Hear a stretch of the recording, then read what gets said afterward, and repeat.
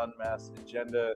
My name is Cliff. I'm your friendly neighborhood agitator, and we have a great show for you. Well, we always bring you great shows here on Rainier Avenue Radio, and we'll continue to do so in the near future. And now, I would like to bring on my guest for this week, Miss Erica C. Barnett, a very award-winning, well-renowned veteran local journalist. And fun fact, someone that actually, when I was at the Emerald, trained me on how to do journalism. So, and also you may read her blog, Publicola. Daniel, let's bring in our guest. Erica. Hello. Can you hear me? I'm good. How you doing? I'm good. I love the bookcase behind you. Oh, yeah, thanks. We've got way too many books and not enough bookshelves over here. Yeah, no, that is a very real problem. I have the same at my new place, and it's, yeah, what can I say? I kind of have read myself into a corner, but don't. But it's great to have you on, and recently you just didn't you just do a panel with Brian Callahan? Yes, we did. I was on a panel for the, I'm going to get the name wrong, but like a group of PR, the PR Society, talking about how to make pitches and how not to make pitches. Yeah, that is something I can constantly use a refresher on. And actually, fun fact, Brian is a friend of the show. We've had him on before because actually I saw an episode of what was it, Seattle Inside Out, where you did like the end year review, and that gave me the idea. It's like, well, I have Brian and a few folks on, so like your influence is really felt throughout Seattle and civic affairs, and I know that. But for our audience, can you tell us a little bit more about your career? Was it been like almost 2 decades at this point? I see veteran on my description, and I'm I don't know. I'm not sure how I feel about that, but yeah, it's actually been more than 2 decades. So I have been in Seattle since 2001. I worked for alt weeklies for a while. Came here from Austin, Texas, and worked for the Seattle Weekly and the Stranger, and then started Publicola with my co-founder Josh Fite, who is also at the Stranger, and you probably know that name. And so we started that in 2009. So I've been doing Publicola on and off, but mostly on since then. So for about 16 years now. Yeah, no, I would definitely. I feel like veteran is definitely a good descriptor. Given your over 2 decades career at this point, and recently, some of your coverage got a lot of pushback in community, particularly around the downfall of Seattle Office of Civil Rights Director Derek Wheeler Smith. And I was just wondering if you expected some of that pushback. And also, just for a point of information, is he on leave or has he resigned already? Yeah, so he is on leave. He is actually was on FMLA, which is Family Medical Leave Act, to take care of his mother, which I am just saying, I mean, that's kind of private information, but it's out there. He is under fire. Just to really quickly summarize my story, there was a letter that went out from the union that represents his employees at the Office of Civil Rights at the City of Seattle, calling for him to resign. And it was, based on a lot of allegations from staff that he had engaged in discrimination and anti-LGBTQ rhetoric and a bunch of other stuff. So for my story, I talked to I've since realized I've been saying around a quarter. It's actually more like 30% of the staff, and they told me about their concerns directly. So, to answer your question, did I expect pushback? Absolutely. I was very, very ready for that because I know it's a controversial subject, and for the Office of Civil Rights to be accused of civil rights violations is going to be controversial no matter what. But he was also a Bruce Harrell appointee and had a lot of allies in the Bruce Harrell camp, and so I got a ton of pushback. But I was expecting it. I was ready for it. So I mean, just like kind of breaking down some of that pushback. I know on Cairo 97.3 FM, and this was what kind of escalated it for folks that are listening. After you published the story, Angela Rye, she's nationally known, but also very much connected to Seattle, not just through her father, Eddie Rye, who was an ally of Bruce Sherrill, still is, as well as she was on the show, the G and Ursula show, and she referred to your coverage of this really concerning story as gossip, and insinuated you paid like $30,000 to the mayor or something like that. How would you? And to be clear, not direct paid. She referenced then candidate Katie Wilson, now mayor's campaign finance reports. Just to clarify for the folks who might be listening. So, how would you respond to this? Like, how do you feel? Well, I mean, when I am very used to being called a gossip blogger. It is something that, some version of that has been said about me and many, many, many women going back, generations. Every time we do serious coverage and investigative coverage, which this is, or really any kind of coverage. I mean, people call me a gossip blogger. It's a sexist term to denigrate women.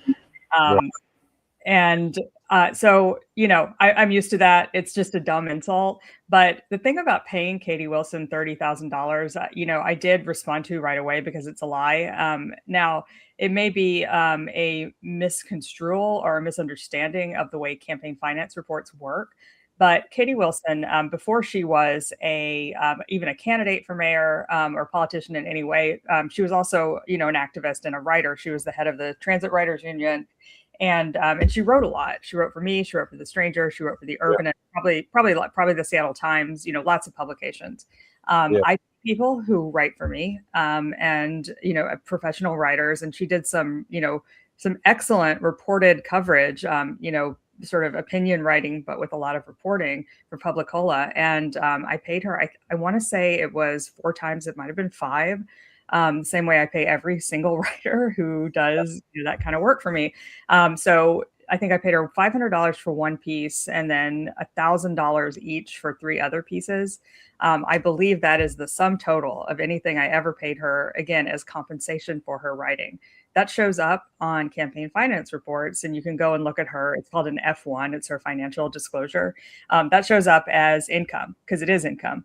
And so the income category is 0 or maybe it's $1 to $30,000. So Angela Rye on the show extrapolated that as I paid her $30,000, and she didn't specify what that was for, but it was as payment for writing long before she became a candidate for mayor. So I really want to break this down because I've done that before. I've written for like local publications and gotten paid for it, right? Not that much at one time, probably, but still, it's income, right? Like, you should pay people who are doing work. Very basic. And then 2, when I saw that, I was really kind of taken aback because I respect Angela Rye's work, and I'm kind of confused as to how someone who knows better, quite frankly, is just gonna randomly smear someone else like that, right? Like, I mean, it is, in my mind, it's not necessarily, I mean, I don't know if it would pass legal muster that it's as defamation, but it's definitely defamatory. And I don't know, I wonder, why do you think she came at you like that, given the fact that, I mean, she clearly knows better? I am not going to speculate on that. I have no idea because I don't know her. I mean, she was defending Derek, who I assume, is somebody that she is friends with or wants to defend for some reason. I understand that impulse, but I mean, as we talked about at the top, I've been doing this for a long time. My career started in the 90s. I'll stand by it. If I make a mistake, I always correct it. Sometimes people have to tell me, and then I will correct it and note it. I have a corrections policy. And so far, and the story is from, a month ago now, I have not had any factual corrections to the story whatsoever. And I think that's because, it is the voices of people who have been impacted or say they have been impacted in specific ways, a multiracial, diverse, gender diverse, group of people who, were not going to talk about this until they realized, through organizing with their union, that they were not alone. And so they, were generous with their time with me and spoke to me, and I quoted them saying what their experiences were. So I think that the only way to smear a story like that is to smear me, because otherwise you're just and I do think, there was some talk about, a few disgruntled employees. That was something that I believe Derek said himself. And I would say, when it's 30% of your employees who are talking to a reporter and all saying, some version of a similar story, I would be worried about that if I was the boss of those people. I mean, I would want to know, like, what can I do different and how can we turn things around? But instead, it's just been this, kind of nonstop smear campaign. Right, right. And I mean, I will, without going into much detail, because I don't want to kind of recklessly, I don't want to recklessly throw out conjecture, but I remember when the story dropped, and I heard it from several other members of the community who were both surprised, but also they had certain experiences with the Office of Civil Rights where they didn't see much action or much traction from some of the claims that they make, or claims that they knew others made in order to try to get those addressed. So they're like, oh, this definitely makes some sense, albeit again, there just to clarify, has there been an investigation launched yet? There is an investigation ongoing, yeah, and that's happening now. Yeah, so in that case, we'll have to wait to see what happens with the investigation. But I do want to just, without going into details of what folks shared with you and different things, because I understand you want to make sure those sources are protected. It's, I read your article and I was really disappointed in Cresson, because it sounds like the, non-Black POC, LGBTQIA focused concerns, as well as there were, and he sidelined those concerns, as well as made several inappropriate gestures about women, particularly Black women in the office. And I'm wondering, why do you think this was allowed to go on as long as it did? Because from what your article articulated, we can't curse on here, but dang, I was really taken aback. Yeah. Yeah, I mean, I think it's a hard situation when you have people who are at risk of losing their jobs if they complain. And I think that's always true with whistleblowers. And like I said, they did not say anything. I mean, a lot of these allegations go back years, and they didn't say anything to anybody really until last year. And so I don't want to speculate, but I think the fact that Bruce Harrell lost his grip on power and ultimately lost the election was probably part of the reason that they felt a little more empowered to speak. And I'll just speak to something that, is obviously a big factor in, my own sort of comfort level in talking about this. Like, it is hard to speak out, and understandably so. Like, you want to be very careful about speaking out against somebody who is regarded as, a paragon or a member of the community when you are not part of that community. And a lot of these folks now, there were Black, people that were in this group, but when you are, somebody who is, Asian or Latino or, whatever, like it is hard to, you don't want to look like, you know what I'm saying? It is a situation where you have to be careful. And I, as a white writer, also have to be careful about that. And I'm very cognizant of that when I was writing the story. Like, I want to dot my I's 10 times and cross my T's 10 times because there is, a very understandable, perception that a white woman, going after quote unquote a black man, and I think this has come up, in some of the criticism of me, that is a real concern for me. Not the perception, but the possibility that I might be doing that. And so that is one reason I talked to so many people. And it's also a reason that it took so long to write this story, because I did try to be like, not that I'm not careful with every story, but I gave careful consideration to that possibility and that, just the perception that I might have as somebody who is not part of the Black community writing the story. I'm very, very aware of that. Yeah. And, I'll just say something as a Black man who is very much of the community, even though, and I've lived here for about 12 years, as you know. Well, I mean, I'm sure you didn't know the specific number of years, but we've known each other for a long time.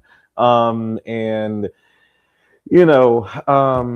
I'll just say, as someone who's been a journalist, who is a policy worker now, who's been organizer, that not all skin folk are kinfolk, right? On the one hand, I'm glad that you raised the point that I have seen Black people gone after and overly scrutinized, especially in positions of power. I mean, we only need to look at the national level about how a Black president basically drove a good portion of America insane, to where they elected a rapist, pedophile, washed up TV show host that literally sank casinos in Atlantic City. Like, I mean, it takes a certain level of financial stupidity to do that. I mean, I've never run a casino. I'm just saying that if I were to have a comic book store right next to Midtown Comics or in the neighborhood in Manhattan, and I went under after like a year or so, I'm doing something wrong. Maybe I should just give up the business shtick. But you get what I'm saying.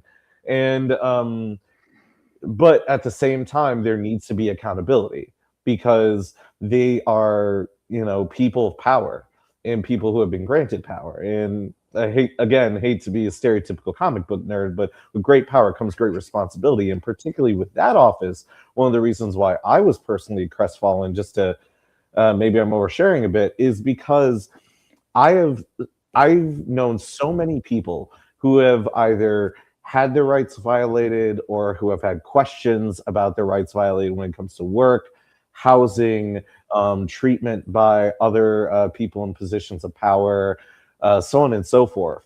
In the Seattle Office of Civil Rights, again, for those folks who are listening at home, the Seattle Office of Civil Rights, they have a very essential function when it comes to making sure Seattle can be livable for everyone. They investigate various civil rights abuses. They ensure that everyone of various protected classes, whether it be Black or brown folks, LGBTQ folks, homeless people, which in your article you noted, Mr. Wheeler Smith did not consider homeless people as really a priority at all. Well, they removed them as a protected class, essentially, which had been, a priority of the prior SOCR director. Was to investigate civil rights filed on behalf of or by homeless people. Yeah, and one of the unfortunate realities is that a lot of unhoused folks are vulnerable, not just to having their rights violated, because in many cases they can't fight back and they don't have the resources to do so, but also, unfortunately, because in my opinion, it has become fashionable to smear and to denigrate the unhoused in this city pretty casually. And yeah, sorry, go on. Oh, I just want to say, I mean, to go a little bit into the specific concerns by non-Black POC folks, or on behalf of, I mean, ICE raids are obviously a huge issue right now, and the Office of Civil Rights, really, and Derek Wheeler Smith and his deputy, I mean, what I heard over and over again was like, we were just told this isn't a priority. And, I mean, I'm Latino, my birth mother is Mexican. And so I look at that and I'm like, well, we can hold many truths in our head at the same time. Like we can consider like the rights of Asian Americans, in a time of xenophobia, and we can consider the rights of LGBTQ plus folks, in a time of massive transphobia, and on and on and on. Like it doesn't have to be one thing or the other. And I think a lot of people just really felt like other groups were getting sidelined in a way that didn't feel necessary or appropriate. And I would say particularly LGBTQ folks, because, of just both, Mr. Wheeler Smith's past associations with an anti-LGBTQ group that he worked for, called World Vision, and then just comments that were made, and people who felt they didn't get accommodated in the way that they were, had a right to. Indeed, and I could go on an hour, and I know we don't have that long, but I could go on an hour about how anti-Blackness is linked to all of these things. Like, you're absolutely correct. All of these things can be, all these things can be important. We can hold many truths at once. And in my mind, that solidarity, like the actual practice of solidarity, involves standing against multiple injustices on multiple fronts at once. And like this kind of, in my opinion, as I've shared with friends and various comrades, that ignoring the oppression of one group in order to somehow focus or prioritize the oppression of other groups undermines solidarity and undermines a chance to remedy the needs and the injustices of everyone, in sometimes indirect, but in many ways very direct ways. And in the integrity of the Office of Civil Rights, I would argue, especially in light of ICE raids that do impact Black people, not just Black immigrants, but Black Americans, or quote unquote foundational Americans, whatever you want to call it, these raids violate the rights of people who are not just non-citizens, but also citizens. And, again, I can go on an hour of that, but I do want to, just before we go to break in a few minutes, it seems like there's this residual tension. This has come up again and again in our conversation between those who approved of the former administration and the current one. How do you think, is that something that you've observed? And how do you think Mayor Wilson's trying to close that gap while also addressing concerns from her left flank about sweeps and surveillance? Because there's a town hall tomorrow, right? Yeah, there's a town hall on Friday night, at 6:00 at Town Hall Seattle, about the surveillance cameras that are coming. And, to answer your question, I mean, I think she is trying to close the gap by, and I don't know how effective it is, to be honest, particularly with the left, but I think she's trying to move judiciously, and, on both appointments to, the heads of various departments, and by just keeping a lot of the previous administration's people in place. I mean, not to go back to this Cairo interview, but one of the things that Angela Rye was mentioning was that Katie Wilson has appointed her own department directors, and this was sort of she was describing this as a point of outrage that she would do this. And she listed several department directors or several departments. But I mean, of course, that's the prerogative, and every single mayor does it, and Bruce Harrell did it, and all of that. But I think if anything, she has been, extremely judicious. She has kept Bruce Harrell's police chief, for example. She backed down when there was a lot of pushback on her decision to fire the city light director and hire somebody that she wanted in there. And now that's up in the air again because of pushback. So, I mean, I think she has really moved very slowly a lot of stuff. And, I think that it is kind of working with people who are maybe more in the business community and a little more on the conservative side, because they're, they expected her maybe to be like a wild-eyed radical, and she's not. But I think on the left, I mean, people are pretty pissed at her about the surveillance camera stuff. And I think tomorrow's town hall, I'm going to go, and I think it's going to be really interesting because people are quite angry on one side of this. So, sure. And one of the things that, before we go to break, just to clarify for folks at home, I believe, and maybe I'll double check, unless you might know. It seems like that town hall might already be sold out, because I remember getting tickets for that, and it blew up really quickly. Oh, it might be. I don't know for sure, but I also got tickets really, really quickly because I thought it might. Town Hall is not like a huge venue, Right. but yeah, it's going to be packed. Oh, absolutely. And I'd imagine there will probably be some protests or, some like tougher questions. And I'm wondering whether or not people will be satiated by her more judicious and careful approach when she really breaks it down. Because I get, from a policy perspective, I get what she's doing, that she's trying to assess whether or not they actually have provided, whether or not they've actually provided a value add, and identifying ways that negative impacts could be mitigated. So I don't know. What do you think?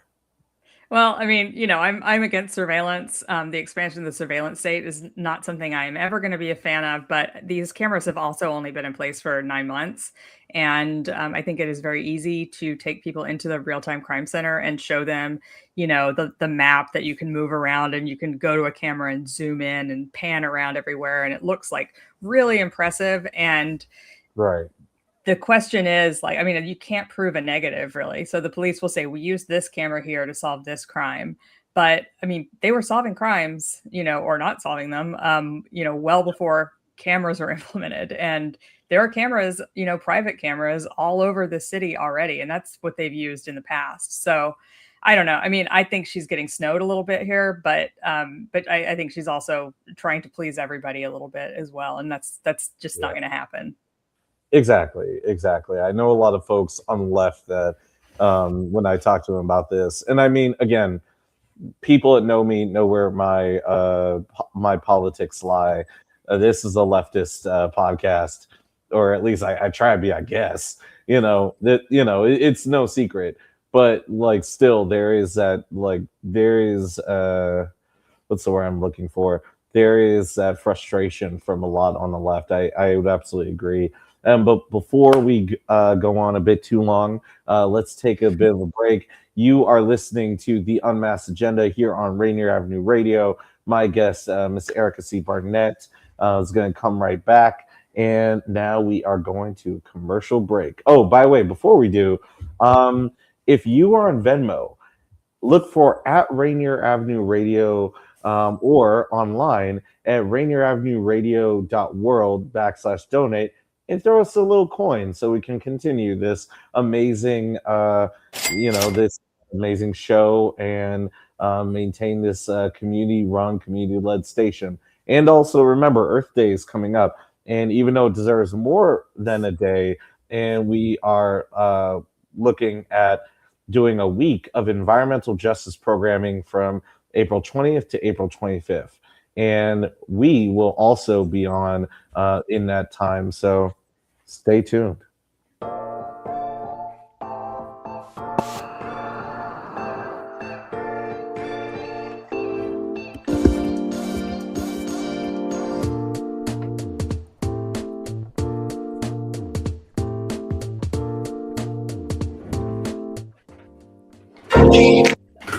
Well, you can't get enough of Rainier Avenue Radio. .world.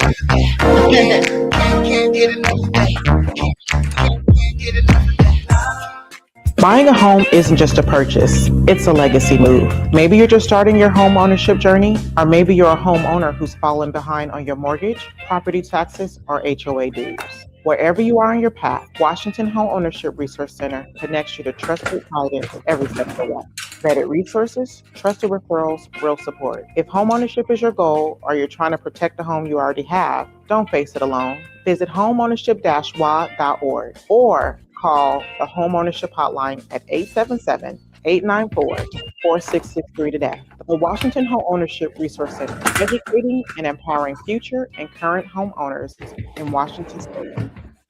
The Wellspring of Life brings to you freedom, life, peace, joy, breakthroughs, miracles, salvation, hope, and much more. The life that Jesus Christ brings to humanity. Listen to Rainier Avenue Radio every Friday at 1 p.m.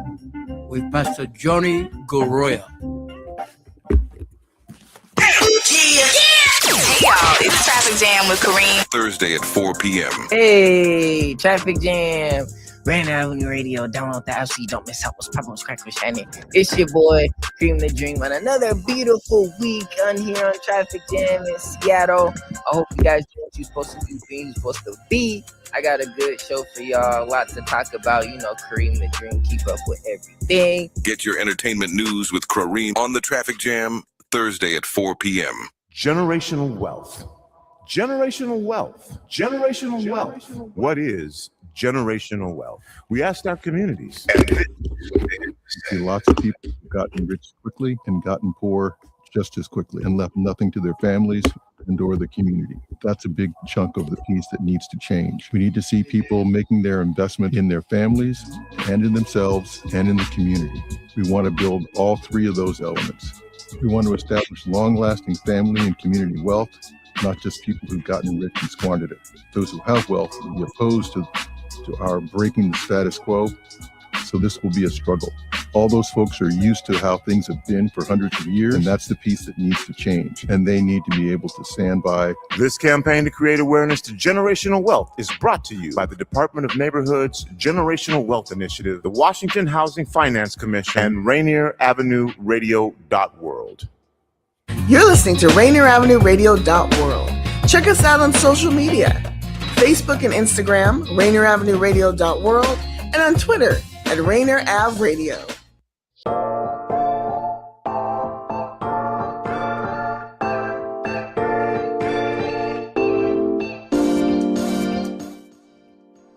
Awesome. And we are back. Hello, fellow neighborhood agitators. You are listening to the Unmasked Agenda here on Rainier Avenue Radio.world. And I am Cliff, your friendliest neighborhood agitator, and I'm being joined by Miss Erica C. Barnett. And again, if you are not familiar with Erica's work, check out Publicola and or the Seattle Nice podcast, which is a very nice podcast. So I'm sorry, I am every Thursday. It's just corny jokes all the time.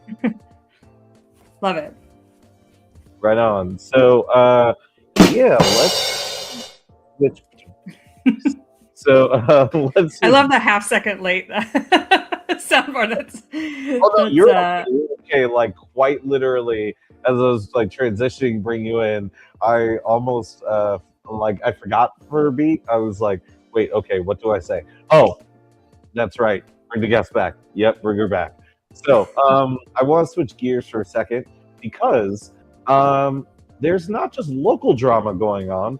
There's some national drama besides, take your pick, the federal government trying to not trying to, but actually dismantling Department of Education, worsening the student loan situation to a point where if you have any student loans, well, you may as well fake your death and start life over, and good luck to you.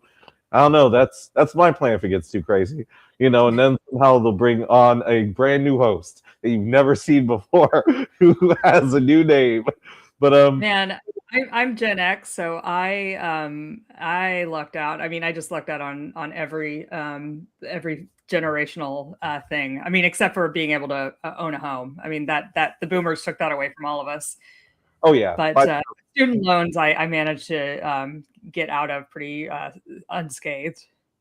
That's what's up. See, like I'm just thinking we'll get to a cascading effect to a point where it's like, oh, that these young people aren't going to pay them, not going to buy anything. We can't go after everyone. We can't garnish everyone's wages. So that's kind of what I'm hoping for. But the topic of conversation is not that, or the unjust and illegal war in Iran. But I want to talk about HUD for a second, because here in Washington State in 2023, we did something pretty extraordinary. A first in the nation piece of legislation, which, for transparency, yours truly was involved in when I worked at Habitat, involved in passing that is, and working with legislators in order to craft it and working with local folks. Shout out to Housing Development Consortium and some of my friends there who I worked with on this, as well as Representative Jamila Taylor. Appreciate you because she was one of the sponsors, as well as the late Speaker Emeritus Frank Chop, rest in power. It was a Covenant home ownership account program. So, Erica, you're familiar with this, right? Yes. Okay, so for just very quickly for our listeners at home, so the Covenant Home Ownership Account Program is a program that was set up that passed the legislature in 2023 that provides down payment assistance and closing cost assistance for those who would have been impacted by racially restrictive covenants. So for those who are named in these covenants that would be on the deeds of a home throughout not just Seattle, but throughout the state of Washington. And this tool was used throughout the nation to prevent people of color, Jewish folks, anyone that was considered less than desirable from owning homes. In addition to the tools, the very infamous tool at this point of redlining.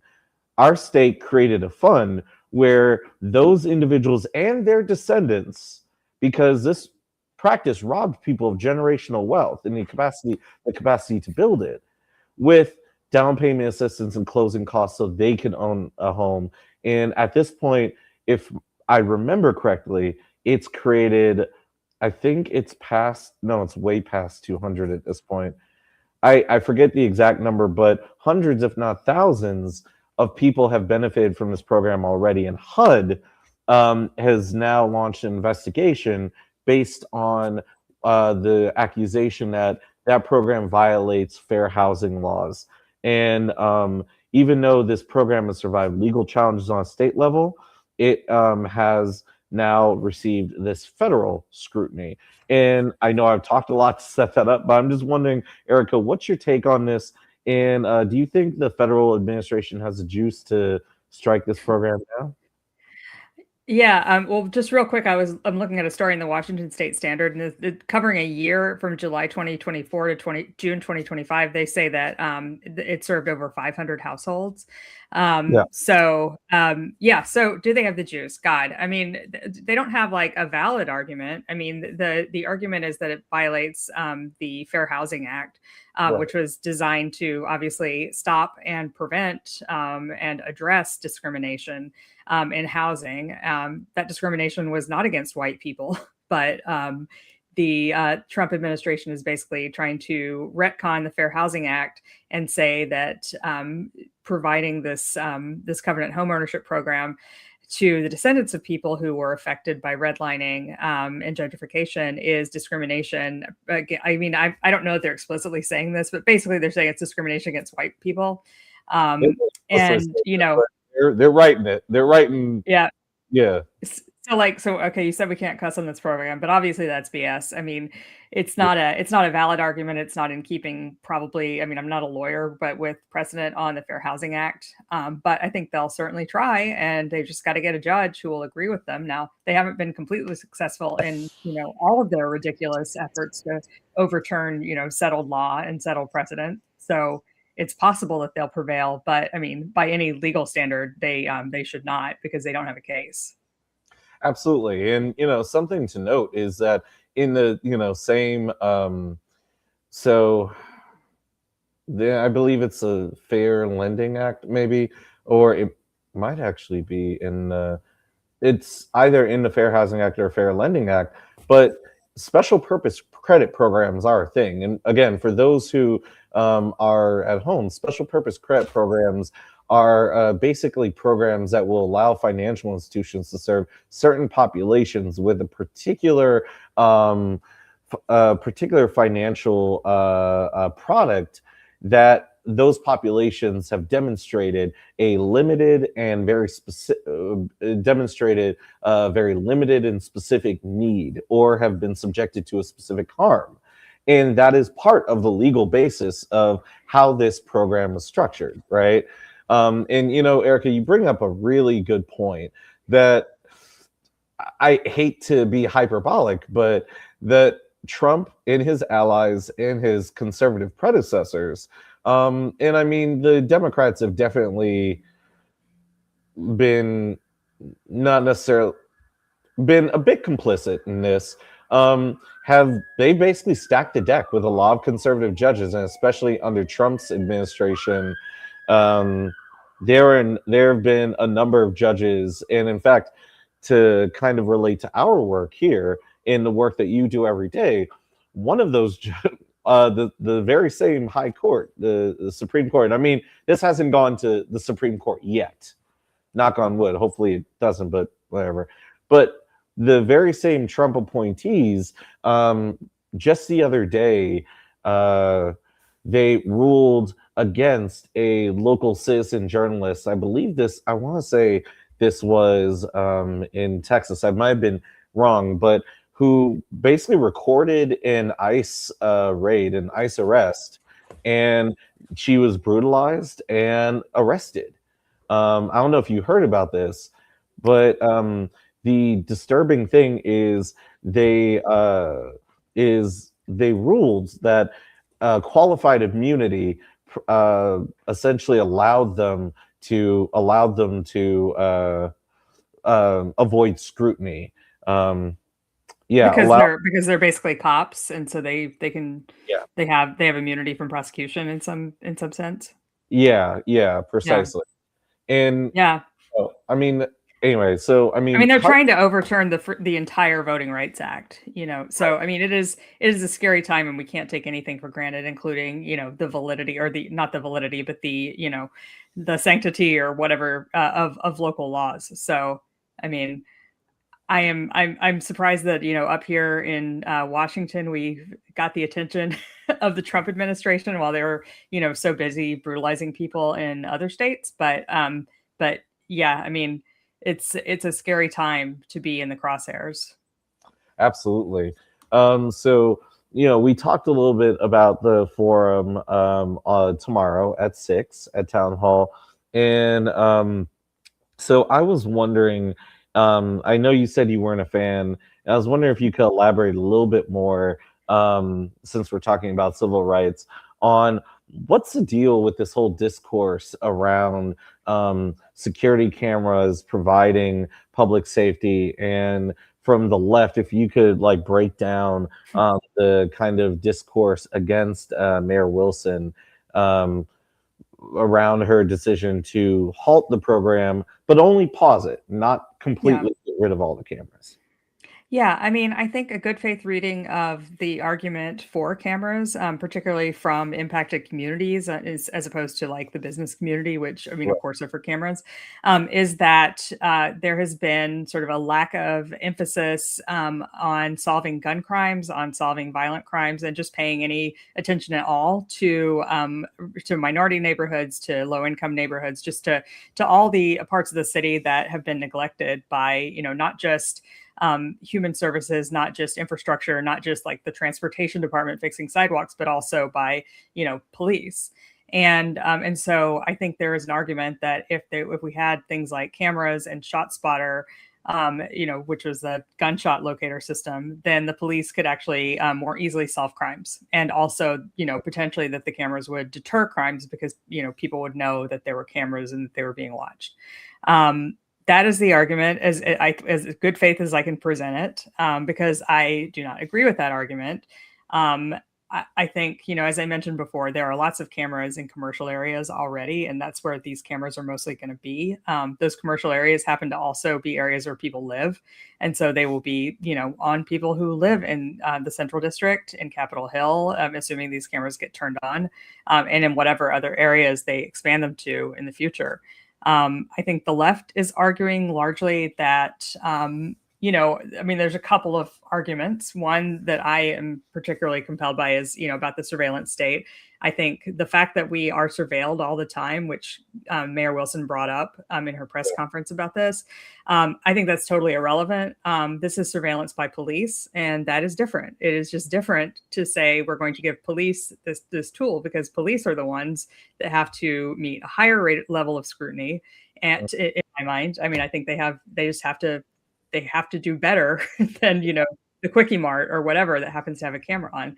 And they have been shown, and we're under consent decree for 12 years for bias policing, for, over policing, for arresting the wrong people. And so, the police have said that these cameras have helped them arrest 300% more people. And I look at that and I'm like, yeah, I remember when, when there was a real backlash against using that as a positive metric, because what that typically means is it's a lot of false arrests, and it's a lot of racial profiling.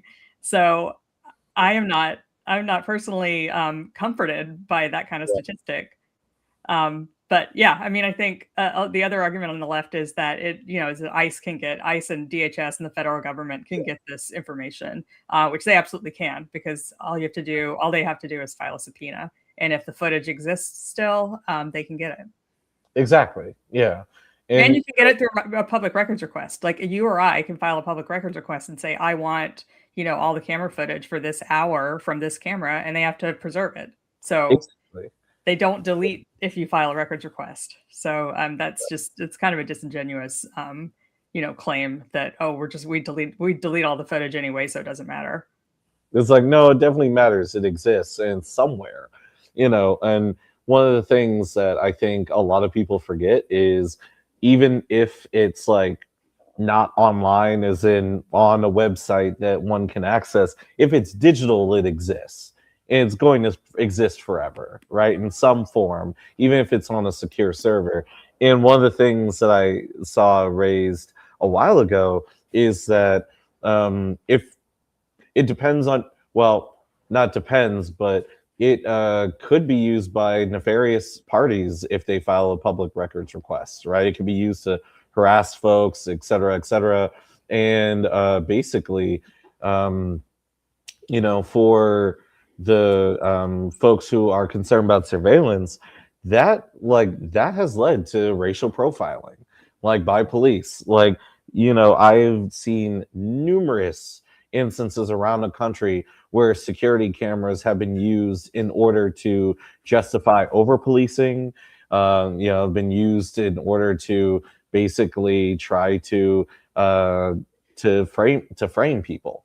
And like you said, the police, they need a higher level of scrutiny. I will say, as someone that teaches part-time, the fact that my colleagues and I have a higher level of scrutiny than police in many cases is just weird. It is just bad priorities. But anyway, I want to talk a little bit about the World Cup, because it's coming up, I think, this summer. You've come to the right place, the ultimate sports fan. Oh, nice. Well, I'm joking, right? I mean, for a second there, I was like, oh, I didn't know Erica was into it like that, because I was about to say, tell me if I have been wrong by being disappointed by the Sounders offense. That is a side question I had just now. I was like, have I been wrong? No, I get endless endless mockery for my my ignorance of sports. Oh yeah, no. I am that nerd. Video games, comic books, films, I can nerd out with Ryan Coogler about aspect ratios all live long day. And and color grading in films and all sorts of stuff. Ask me about how a box score works. But ask me what a box score is. Anyway, World Cup. It's exciting. Yeah, it's coming. Exactly. So in the past, I think something that has been overlooked is how preparing for these major sport events impacts the most. Hey, how you doing? And we have some guests in the audience in person, so I always love it. Hope you're well. So it always impacts a lot of vulnerable people, whether it's a World Cup, whether it is the Super Bowl. And I'm just wondering, what do you think the city should be doing to mitigate the impact of the most vulnerable people, whether it is very low income folks, whether it is homeless folks, whether it's folks that live in proximity to the stadium? I mean, the CID has had a long history of fighting for justice when it comes to developing near the stadium district and, particularly with the old saga of the Kingdom. But anyway, I'll stop talking. What do you think? Yeah, I mean, you bring up a good point about the CID. I mean, I think one thing that happened during the All-Star game was that, and has happened a lot of times in the CID, is that people and business owners there feel like all the attention goes to Pioneer Square, the attention of the city, and kind of promoting Pioneer Square as a place to go after the game. And the CID has historically gotten overlooked. So, I mean, I think one thing the city could be doing right now is really trying to beef up promotion and access to the CID, through making it, whether it's like creating paths from downtown through to the stadiums that highlight the CID, which they did during the All-Star game. They had sort of here's how you walk through downtown, and it was like avoiding all the kind of places where unsheltered people hang out, but also kind of skirting by the CID completely. And so I think they need to really work to avoid doing that again, because that is an injustice. And, of course, I think don't turn the cameras on, don't install them. But that's a losing battle, because they are going to install them. And I suspect they will turn them on, even though Mayor Wilson is saying now that they're going to install them but not turn them on unless there's a credible threat. We'll see. There's a lot of pressure on her. And then, and I think Mayor Wilson is doing one thing that I think could potentially have a really big impact, which is building a lot of shelter. A lot of times what has happened historically is that homeless folks get swept aside. They get sort of boxed out of a boundary, around the stadium where any visitors might see them, so that we can pretend like we don't actually have a homelessness crisis here, so that the rest of the world will go away with the impression that we do not have homeless people in Seattle. Right. And so, I mean, I think providing shelter to as many people as possible who are going to be, in the downtown area or who are currently in the downtown area is a really good first step. And I hope that, that there is some emphasis on actually sheltering folks instead of sweeping them like we always do. Absolutely. Absolutely. And, Mayor Wilson says that the first shelter should come online in April. So I'm really happy that we're leaning towards shelter rather than sweeping people around. And one thing, you kind of alluded to this, is Councilmember Bob Kettle has really been putting a lot of pressure on the mayor to turn on the cameras because of a so-called potential credible threats. I don't know, how credible it is going to be, especially. Well, I mean, you never want to say for sure in this age, especially of like white right-wing, conservative fundamentalists, like pro-fascist domestic terrorism. We've seen it all around the country. Knock on wood. I hope nothing happens. But I want to say it was a march a few years back, I think during May Day, and this might have been 2020, where leaders in the CID urged protesters, instead of just like marching through, to try to like spend money at local businesses. Do you think maybe that's something that Mayor Wilson might want to, take up, to say, hey, go next door? They're amazing restaurants, or amazing businesses. I mean, let alone like Fort George, brilliant karaoke, and fingers crossed soon Busch Garden will be back. Yeah, I mean, I hope she does, because I do think that, if people are coming to the World Cup from elsewhere, from around the country and around the world, I mean, they should see our CID, the Chinatown International District, and not just Pioneer Square, which I think is, I mean, Pioneer Square is great. My office is there. I'm there, several times a week. But I mean, it's Gastown in Vancouver. It's there's a lot of parts of cities that are like that. I think our Chinatown is a little more interesting and unique. Personally, that's where I would, where I hang out more than Pioneer Square. So yeah, I hope so. And if there's a credible threat, having those cameras on is not going to do anything. Fortunately, people have cameras on their phones. So if ICE comes, people I think are ready and eager to film. So I don't think we need those cameras.